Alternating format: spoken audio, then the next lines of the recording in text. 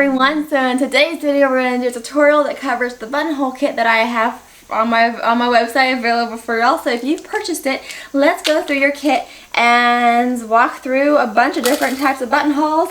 And yeah, welcome to the world of hand-done buttonholes. So I have in my little bin over here a bunch of scraps that I have from making your guys' kit. So I'm just going to pull from that when I do these buttonholes. Let's get all your stuff out in front of you. I've got the chisel and the punch and the little apple for that. I also have some scissors because you don't have to use a chisel. It's actually new to me, but I love that I can include it in the kit. I've got my beeswax.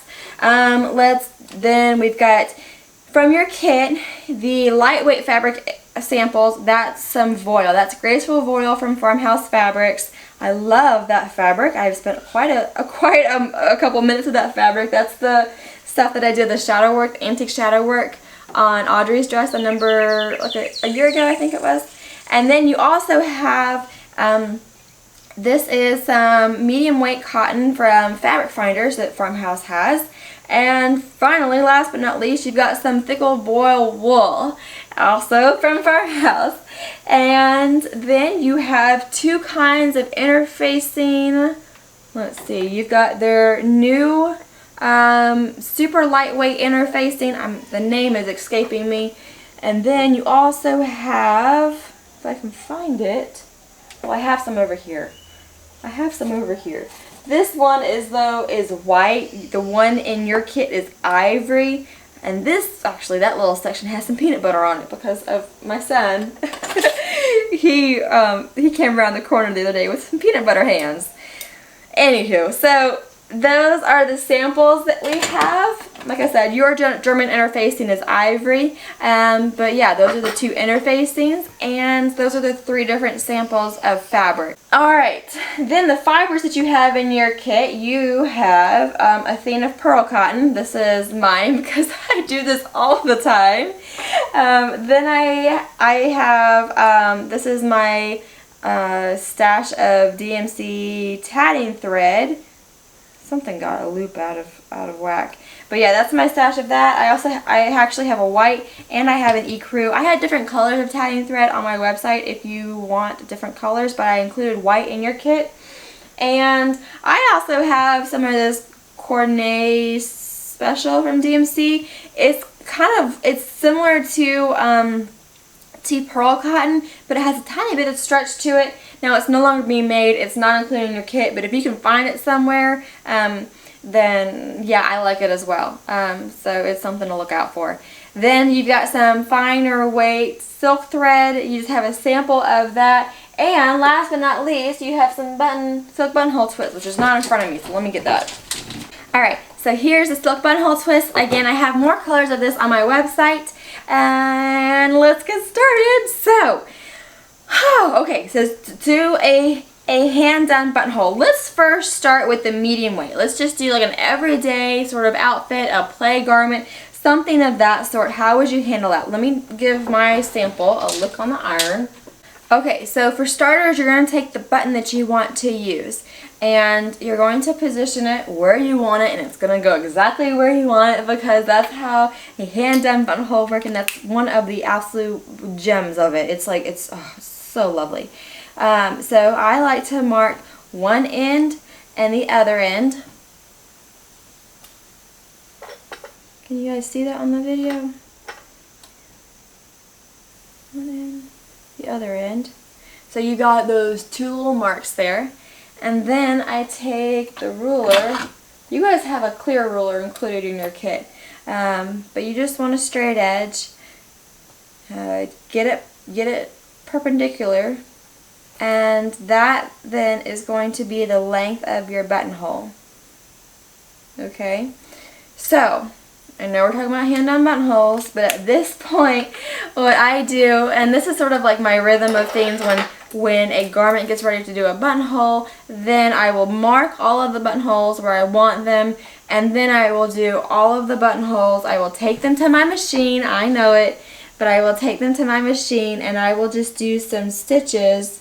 So I will start on one tab, and this is a smaller stitch length.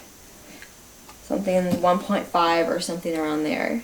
I will start in one tab. I will go to, let's do one more. I will go to the next tab, turn the corner, and it's basically always 2 stitches here.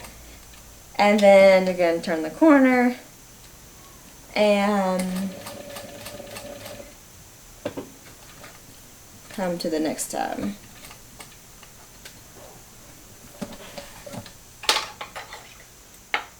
And like I said, I'll do all those together. That way I can sit down at the end of the day after the kids have gone to bed. That's when I generally will do buttonholes, and I'll you know, do my hand sewing and kind of relax the buttonholes. It's a different mindset doing hand done buttonholes. Sorry. It's a relaxing thing. So it's something that I do at the end of the day with my handwork, and it's a different thing. You're just like relaxing. You're going to spend 20-30 minutes doing your buttonholes.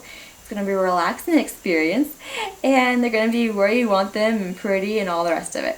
So then you can cut them open. Like I say, I've been cutting open with my embroidery scissors for a number of years. The chisel is new to me, but if you wanted to do the chisel, you can see this is fresh out of the package. It has not been sharpened, but you can just take it, and I don't even like have a hammer around, so I just take it and I wiggle her back and forth a little bit like that.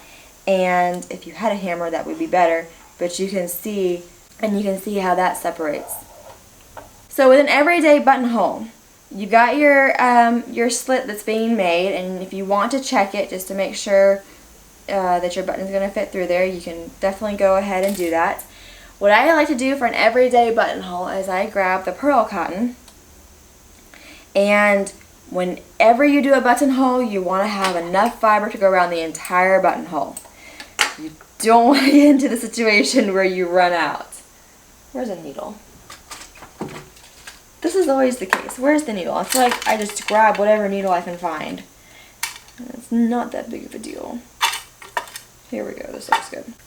If you want to, like I said, this is an everyday buttonhole. You can definitely run it through some beeswax if you want to. This would be something that I would be just doing at the end of the day. It would not be around my iron, so I wouldn't iron the beeswax into my fiber. I might even just skip the beeswax entirely. It's sewing, you do you, and you will find a rhythm to these buttonholes. So we've got our buttonhole, it's got the machine stitches around, it's got the slit, we've got our fiber of the pearl cotton, and now we are ready to do our buttonhole. So to start, we're going to start off from where our slit is, right? We're just going to pick a spot. Say this was like the finished edge of the garment and this was the rest of the garment over here. I like to start in that area, and I just go off at an angle. And this is going, off from where the buttonhole is. This is going to be, your needle's going to be between your garment fabric and your lining. If you've got a lining to your garment, your needle will be between those 2 layers. That way you're going to be able to hide the tail between the 2 layers of fabric. So you're going to do something like that. And for right now, I just take my thumb and forefinger and hold that in place so it doesn't move while I'm securing it. So now I'm going to do my first stitch, and it's about 1/8 of an inch away. With hand-done buttonholes, you do not want anything bulky, okay? That's one of the gems of it, is that they are light and it's plenty strong, but they just have this delicate not bulkiness to them. So I do about 1/8 of an inch away, and then I wrap my pearl cotton around. So again, my pearl cotton goes behind the needle and behind the needle. It's behind the needle in both areas, and then I pull that stitch, and when I'm pulling my pearl cotton to the side, and that makes the pearl of the buttonhole stitch go to the side of the button, or to the buttonhole slit, like it goes to the side. So then I'm going to do my next stitch, and again I put my needle through. I am wrapping her around,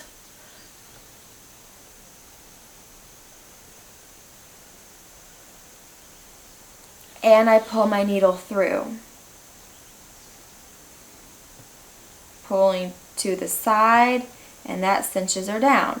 Now, how much to pull definitely depends on what fabric you're using. when you're new to hand done buttonholes, it's a good idea to do a practice run on the fabric that you're using. Just grab a scrap. You know, you've got so many scraps when you cut out that piece of, cut out your garment. You've got little scraps all over the place. So just grab one of those and practice your hand buttonhole on one of those, and you'll get a feel for how that fabric is behaving. And some fabrics you're going to want to pull more on than others, and some fibers you're going to want to pull more with than others, and you'll get a feel for it. This is not hard to do.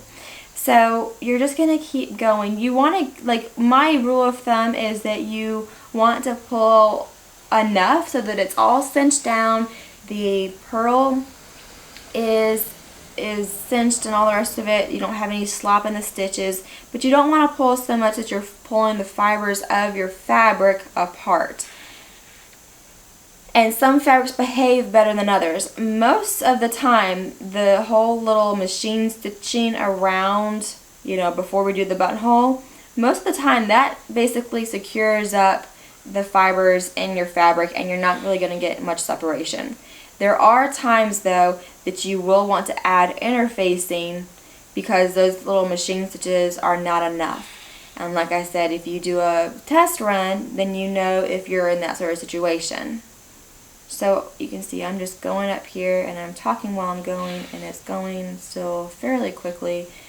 And it's a relaxing thing. I'm not like praying next to my machine and, you know, drinking wine and sweating bullets and all the rest of it, trying to get a buttonhole to be done. And the amount that you space your button, those stitches, is the width of the purl. So the buttonhole stitch, first of all, it's not the blanket stitch. Some people will interchange those, and they are not the same stitch. The blanket stitch is kind of the buttonhole stitch without the purl. The purl is what makes the buttonhole stitch so durable, because that's what's going to be rubbing as the garment is being worn and the button is going, you know, as it's being in and out of the buttonhole. That's what's being worn, and so it has that purl, which is that like little bit of fiber at the end that is keeping things strong. And that purl makes the buttonhole stitch not the same width from start to finish. So the purl is wider than the other side, and that's what you want to space it out. So you can see I'm at the end of my buttonhole, and now I run out of space, so I'm going to take my needle and go underneath and go to where my stitches have been ending. Okay? And then I go to, like, I just pull that through, and I go over here. I'm going to create a tab, because this, like I said, is an everyday buttonhole for a play garment or something of that nature. So I'm going to go over to where my future stitches, where those are going to be ending, which is about 1/8 of an inch away from the cut edge, and I'm going to go through the same hole that I went through when I pulled my needle up before. And I just pull that, and that is the little tab. I like to do about 2 stitches to create the tab. You can do 3 if you want to, you can do 4 if it's sewing, you do. I like 2. I think that it does a good job without making it bulky. So we've done half of our buttonhole, and now you switch and you can do the other half. So to start the other half, I take my needle through the slit, and I go under my fabric like I'm about to start the stitch. So my thread is below my needle. Okay, my thread's below my needle, and then my needle is up through my fabric about 1/8 of an inch away from the cut edge.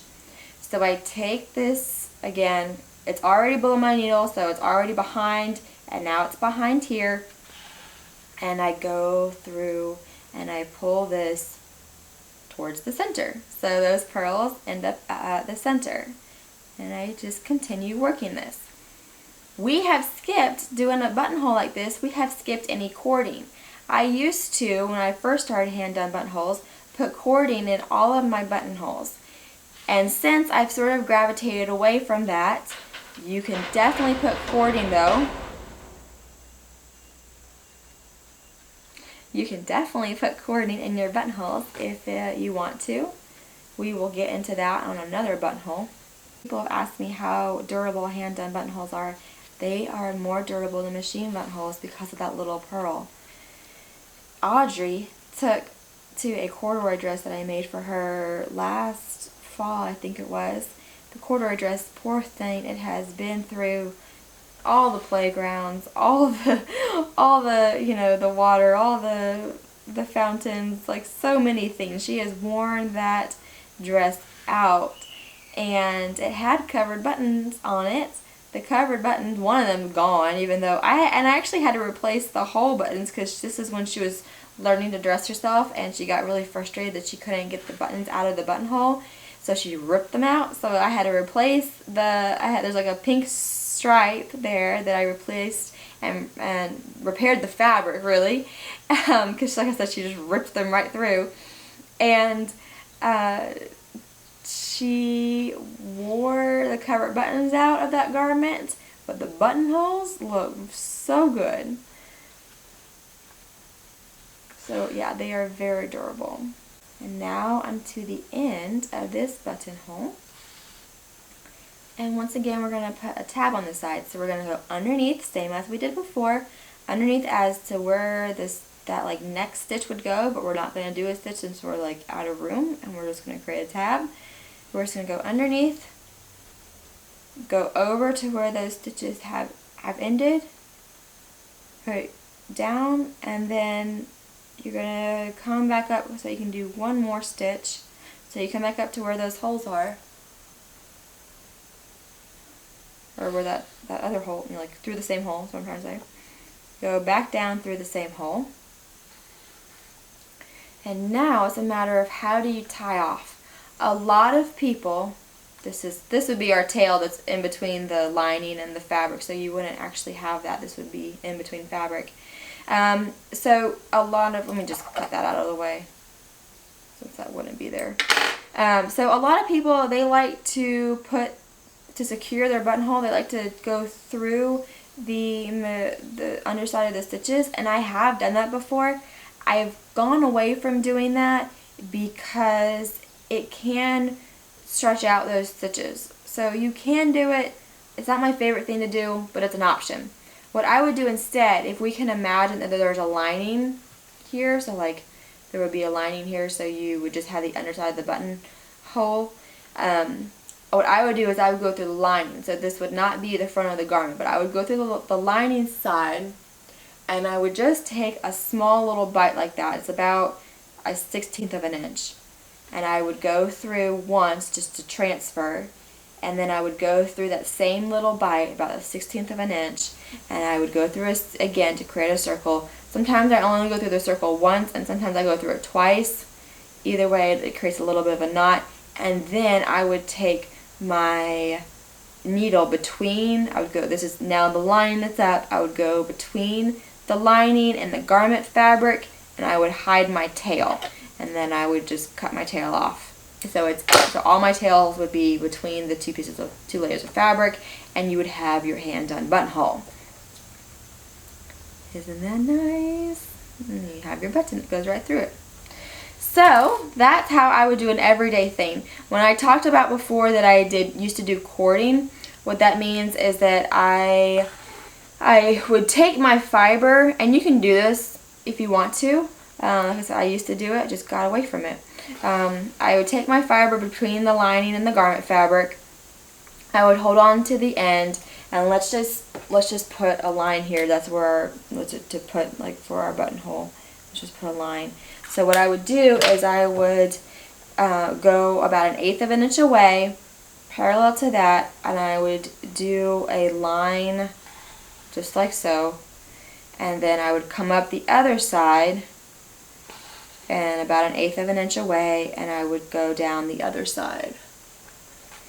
And this would get you to a cording buttonhole. And if I were to open this, and I would show you how I start it. It's definitely a nice buttonhole. I kind of forgot that I did it, actually. And then it dawned on me. I was like, oh yeah, I used to do those. That's how the buttonhole tutorial was way back when. So I would come up now, and you can just start your buttonhole stitch, and I would go just past where the cording is. and these stitches are going to cinch down that cording so it'll make it secure. So I would go just past the cording. You're going to include the cording in your stitches, and it does give a nice little like filled in effect to your buttonhole stitches, as well as you can do, instead of just doing one layer of cording, you can do a couple layers. That'll make it raised up, which is a nice little effect. See, there's things with a buttonhole that are just kind of like standard, you know, whether that's the stitch and how you open it or whatever, but then there's things that that you can just make it your own. What fibers you use, if you match the color to your fabric, if you have it stand out and have it be another little design thing, those are like your little signature. And so if you want to do a corded buttonholes and have that be your signature, go for it. It is sewing, you do you. So you can see this is how you'd make it up. And it does. It has a little bit more of a filled in effect than this one over here. So it's another option. You've got plenty of stuff to practice with and to figure out what your signature is for your buttonhole. So let's then move on to the voile, the very lightweight fabric. This is a case that I personally would try to match the match what you're using, the color, to your fabric. So this is an ecru, I've got this champagne, they're fairly similar. I have put in white and it's not a big deal, but it's more, I try to match it. It's a little bit hard to do because tatting thread is only so, you can only find it so many areas. I do have some on my website, but it's just harder to find. They've actually, DMC has sadly stopped making this. So at some point I'm going to have to go to the Elizabeth, if I'm saying that right, that brand of tatting thread. They do make a size 80, so I'll have to switch over at some point. I love DMC. I just absolutely adore DMC. Anywho, so with this, I would still do the machine stitches around the buttonhole. So, just like before, we're going to take our button and mark on either side of that button. Take the ruler, and that's how you're going to get your straight edge in there.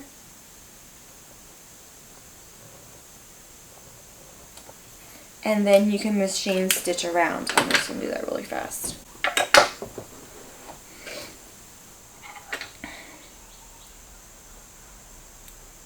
So I got my machine stitches now. And this is a case where you may want to use some interfacing. I've included two different kinds of interfacing into the kit. Your German interfacing is ivory. I just have some white in front of me. I keep this like right next to my sewing machine. This is what's left of 5 yards. It's either 5 or 6 yards that the farmhouse sells, and it's either $5 or $6. One's 5 and one's 6. I can't remember which is which. I think it's 5 yards for $6.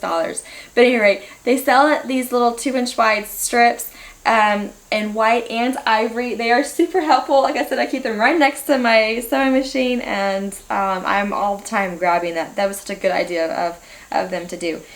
So this might be a case where you want to put some interfacing. I hesitate a little bit because you can see the interfacing behind your fabric. Now, if it produced a better buttonhole for you, then it's worth it, but it's just something that...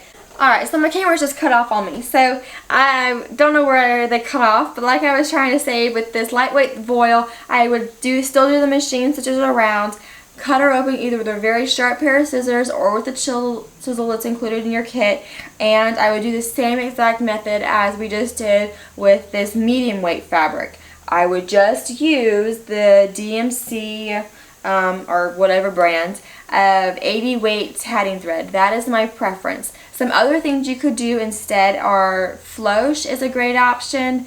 That would be something, well, I guess anything lightweight you're not going to wear all the time, but floche is a good option.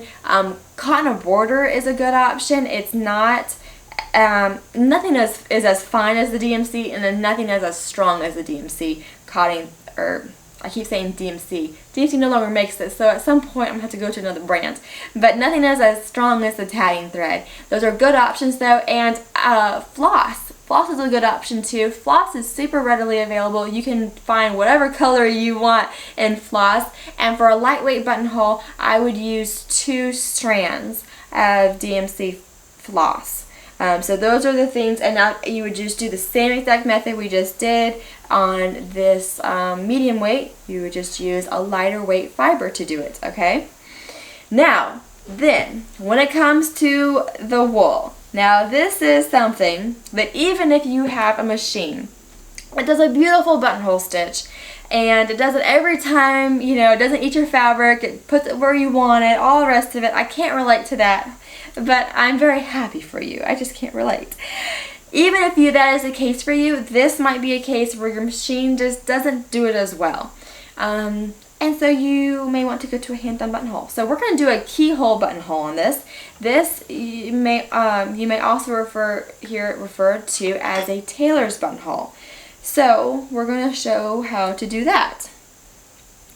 You're going to need the punch, and you don't need a chisel, but it's in your kit, so you can use it if you want to use it. But you're definitely going to need a punch. I guess you could try to cut a circle out with your scissors, but I would say the punch is the way to go.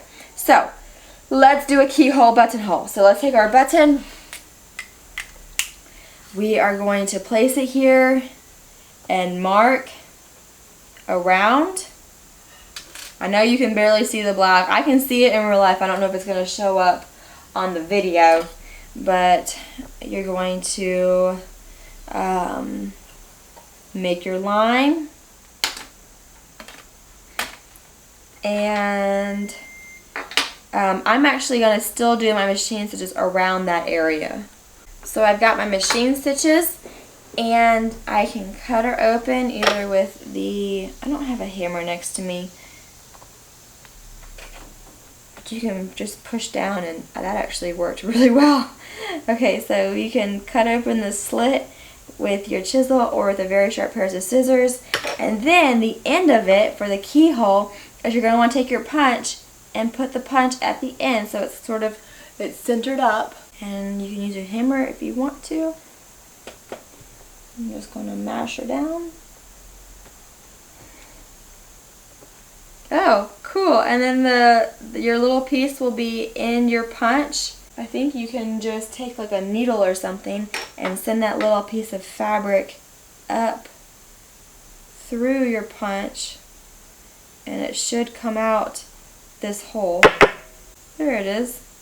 See a little piece of doodad? So we have our keyhole cut out, okay? At this point, you're going to want to take some silk buttonhole twist. Now you could take some silk buttonhole twist and just apply the same method that we did here and just use a silk buttonhole twist because we're doing some thick old wool. And the silk buttonhole twist, how many times can I say silk buttonhole twist? But the buttonhole twist, it does a wonderful job at cinching down those super thick fibers where you wonder how you're going to get yourself out of the situation of putting a buttonhole in there. You didn't quite think it through all the way. The silk buttonhole twist saves the day.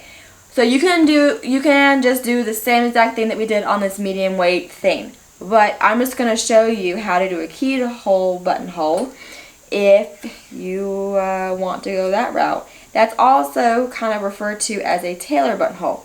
So for a tailor buttonhole, you don't need a ton of this because we're only going to use the silk buttonhole twist as some cording. So actually this is plenty.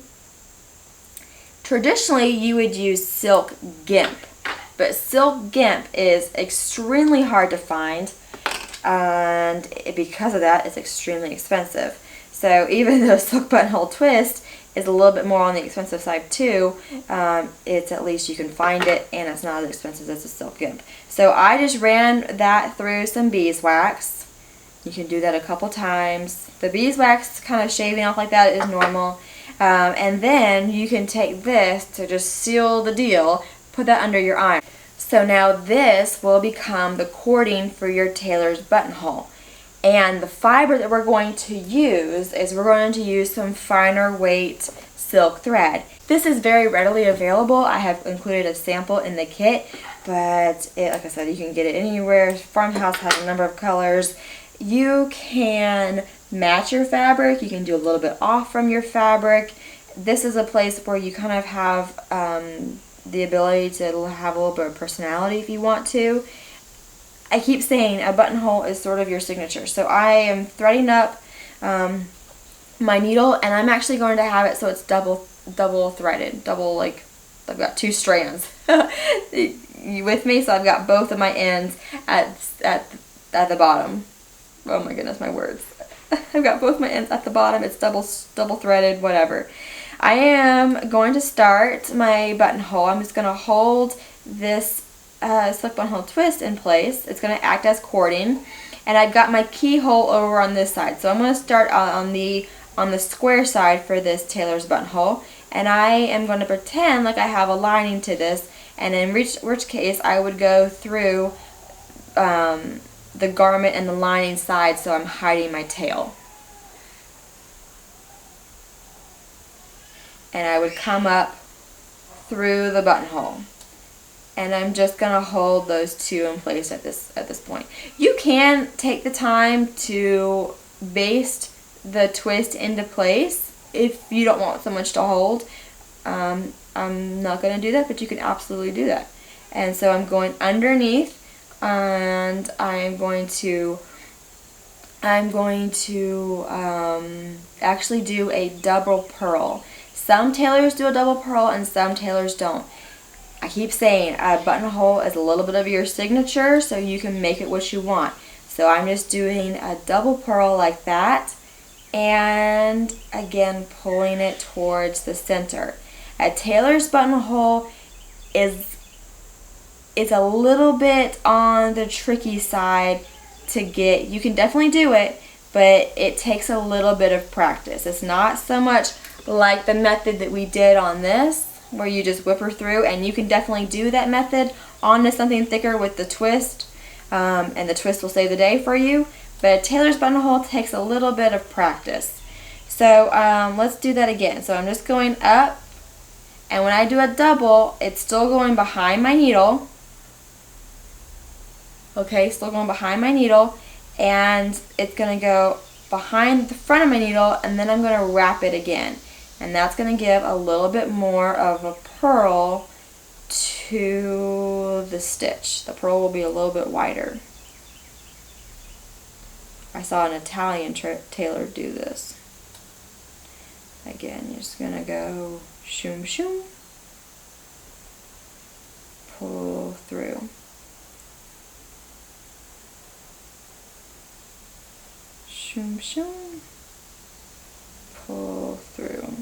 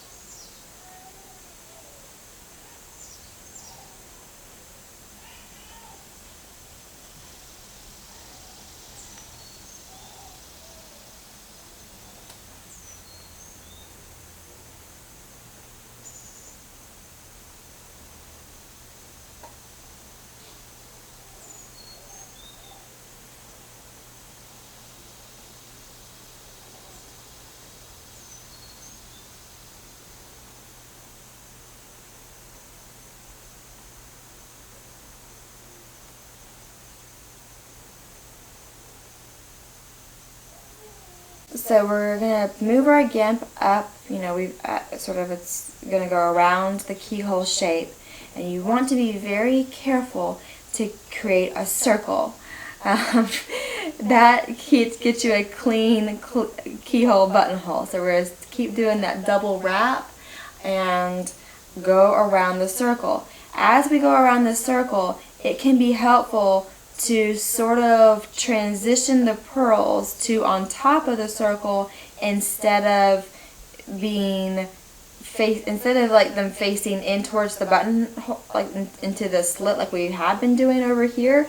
It can be helpful to raise the pearls on top of the circle so you kind of have a little bit more space as you're going around that circle, and it creates more of a circle shape.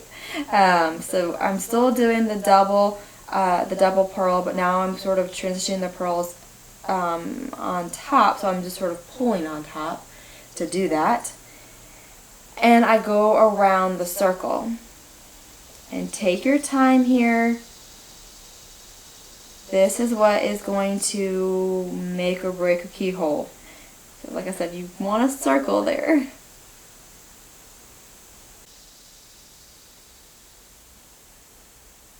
And if you didn't want to do the machine stitches to baste the lining to your garment, you could absolutely baste them by hand. You could baste them by hand on the outside of your fabric. You could also baste the edges together. There's a number of things you can kind of like create or do to have the process become your own. So ideally you're going to have like a center stitch here, and you're going to have the same number of stitches on this side than you have on this side of the circle. So you're going to have an odd number total because you're going to have one here and you're going to have the same number here as you have here. That was when you get good, you will know how many to put in.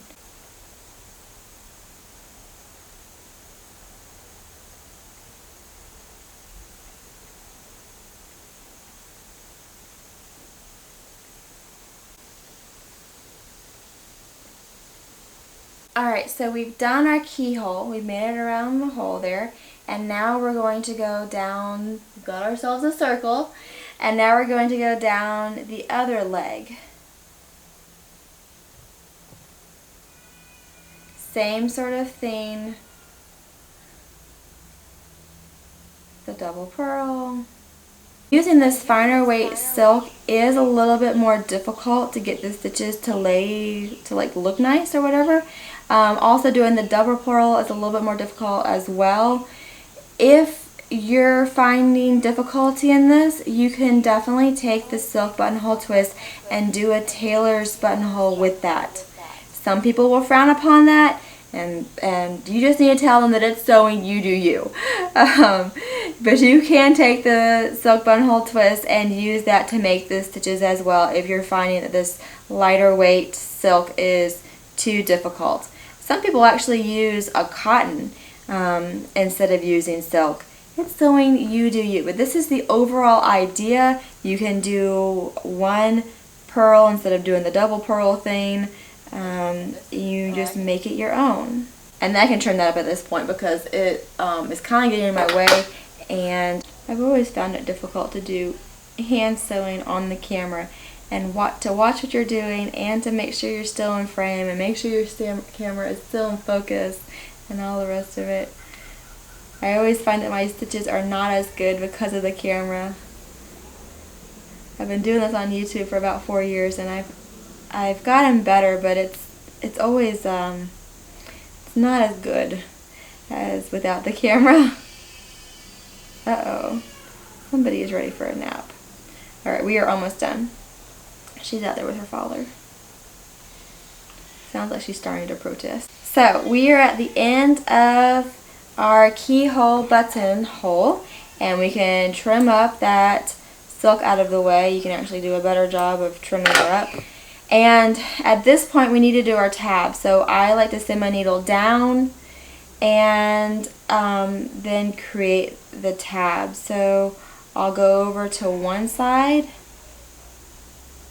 Am I still in frame? No, I'm not. So I'll go over to one side of the end, go to the other, and that will start to create the tab. I will do that one more time, and that for me, I will call that down. You can continue to go back and forth if you want to create a bigger tab. On the back side, which you can do if you don't have a lining, you can go through like here. You can kind of go through the back side of that tab, and that will secure your stitches down. Some people like to go through the back side of their stitches. I don't like that. I think it sort of stretches the stitches out, but you can if you want to. You can also go through these stitches like this, and then the last one, put your, keep that loop there, and then just put your needle through that loop once, and that'll create a knot, and that'll center down too.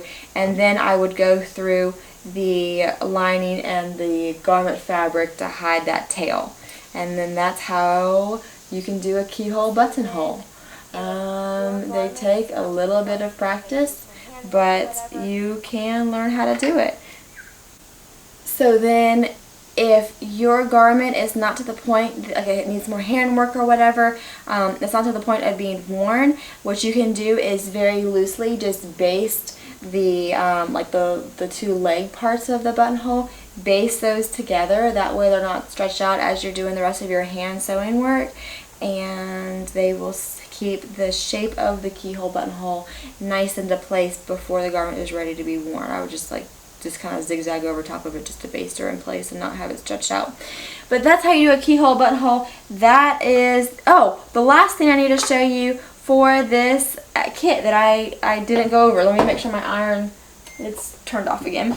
But the last thing I need to show you is the idea of taking the beeswax and using that to enclose edges on your fabric. This is something I kind of save more for unravelly, thicker fabrics. Like I had a houndstooth fabric that I made it into a coat for Audrey was it last winter? That was last winter.